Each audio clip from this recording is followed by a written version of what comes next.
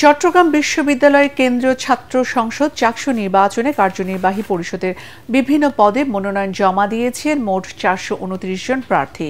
চাকসু নির্বাচন কমিশনার অধ্যাপক doctor AKM Ariful Haque Siddiqui এ তথ্য জানান। এর মধ্যে আলোচনার কেন্দ্রবিন্দু 3 শীর্ষ পদ ভিপি, জিএস ও এজিএস। এসব পদে প্রতিদ্বন্দ্বিতা করবেন 69 জন।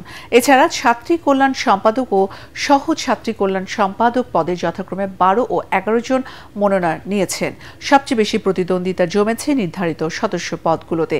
5টি আসনের বিপরীতে মোট 84 জন প্রার্থী মনোনয়নপত্র জমা দিয়েছে। এছাড়া অন্যান্য প্রায় সব পদেই একাধিক প্রার্থী মাঠে নেমেছে। আগামীকাল 21 সেপ্টেম্বর মনোনয়নপত্র যাচাই বাছাইয়ের পর 22 সেপ্টেম্বর প্রার্থীদের প্রাথমিক তালিকা প্রকাশ করবে নির্বাচন কমিশন। 23 সেপ্টেম্বর মনোনয়নপত্র প্রত্যাহারের শেষ দিন, আর 25 সেপ্টেম্বর প্রকাশ করা হবে চূড়ান্ত তালিকা। ভোট গ্রহণ অনুষ্ঠিত হবে 12 অক্টোবর।